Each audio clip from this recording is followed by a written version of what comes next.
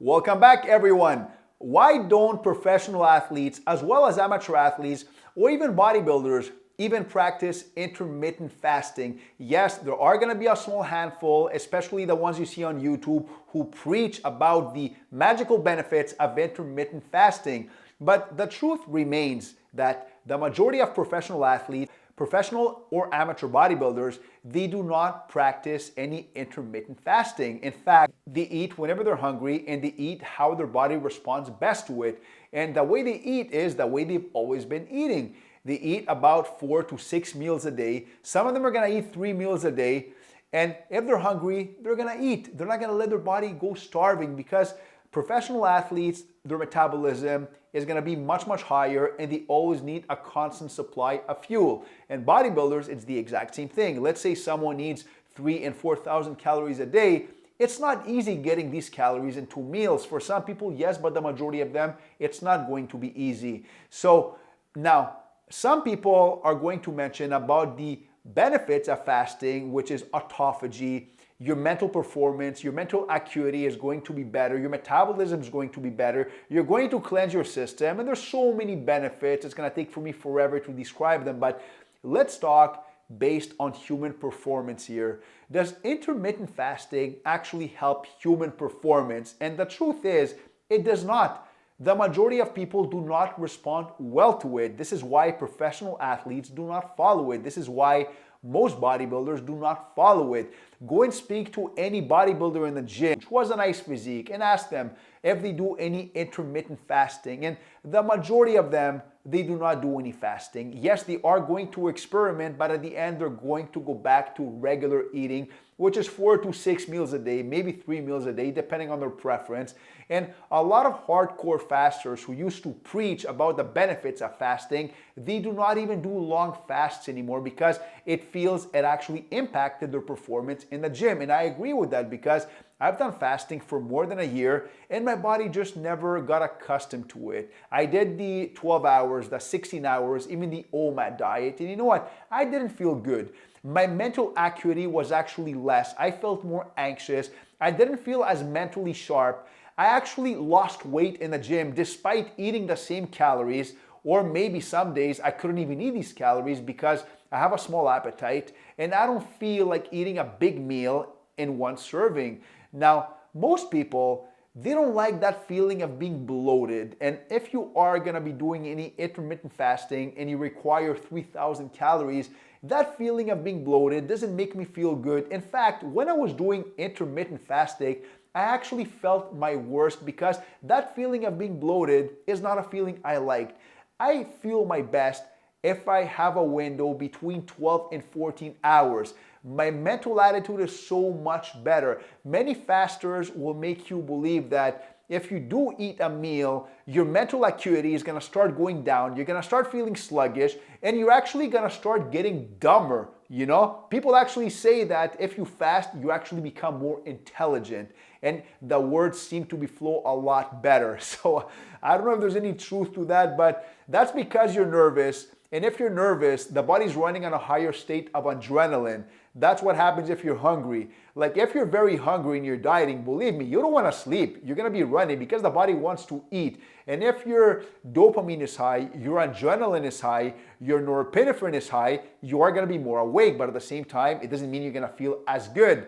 So when it comes to professional athletes, if you are going to be fasting for long periods of time, I feel it is going to impact their performance. And I know athletes who try doing that, and short term, they feel good, they feel their body's getting a cleanse, they feel a relief in their body because they're eating less calories, and they're losing a little weight, they have less inflammation, which is one of the benefits of fasting. Your body is not going to feel as inflamed.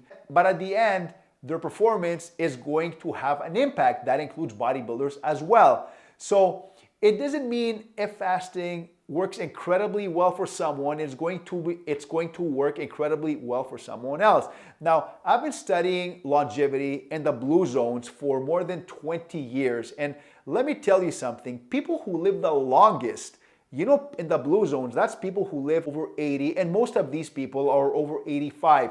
And you know what? The majority of them do not do any fasting at all. You know what they do? They eat smaller meals throughout the day, and they eat whenever they're hungry, and they don't overload their metabolism. And this is the best way of doing it for the human body. That's the way our bodies are meant to respond best. This is when I feel best, and this is how athletes feel best, and this is also how bodybuilders feel best. Now, many fasters or intermittent fasters or fasting experts, they want to make you believe that our ancestors were not doing that. They were eating maybe 1 meal a day, 2 meals a day. That's because they had no food.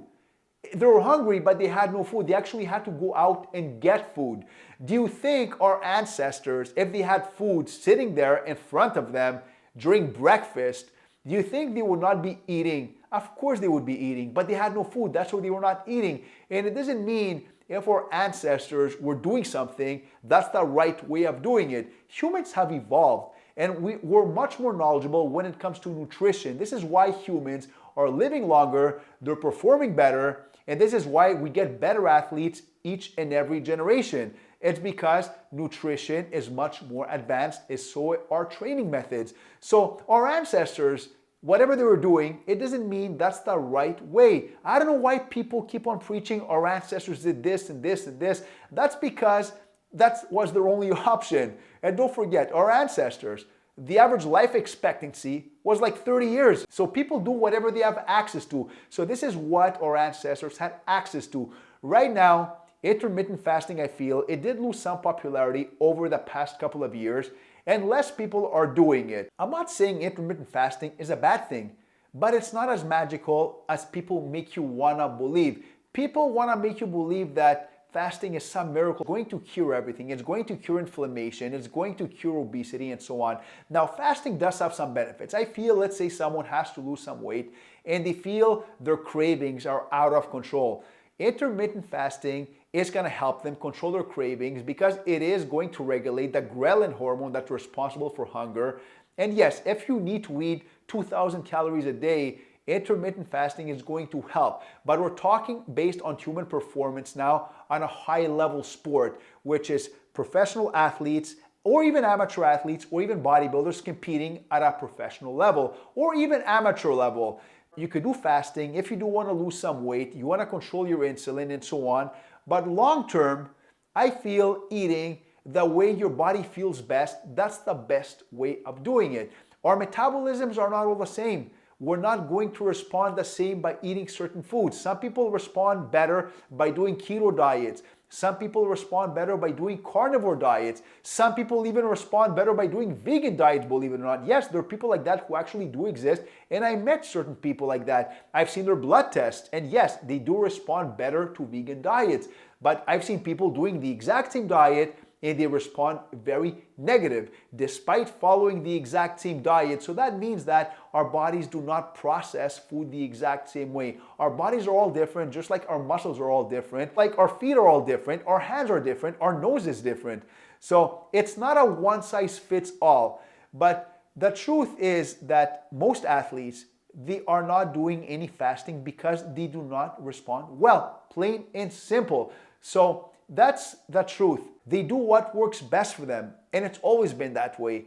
And like I said, a lot of people, they don't like to eat one meal in one shot and have that bloated feeling. I don't know why people talk about, I love to have a very big meal. I don't like that feeling. Even if I eat no carbs at all, I'm still gonna be bloated. That's my opinion. At the end, everybody's free to draw their own conclusions, but don't see intermittent fasting as being a miracle product like a lot of people wanna preach about it. And a lot of the times people are going to follow something, they're gonna teach about something, and then they're not gonna do it themselves, but then they're too scared to go out and tell people that, oh no, I don't do this anymore. Because when you preach something too much, it's a little contradictory to come back and say, oh, I did a mistake, it doesn't work that way. This is why when you talk about something, don't talk about it like this is the only method that works, because chances are you are going to change your opinion, because people change their opinion all the time. People do something short term, they're gonna talk about the incredible benefits, and after a few years, they're gonna talk about, oh, I stopped doing this because it doesn't work for me as well anymore. So give people their opinion to do whatever works for them, and respect that. Thank you for watching. Till next time.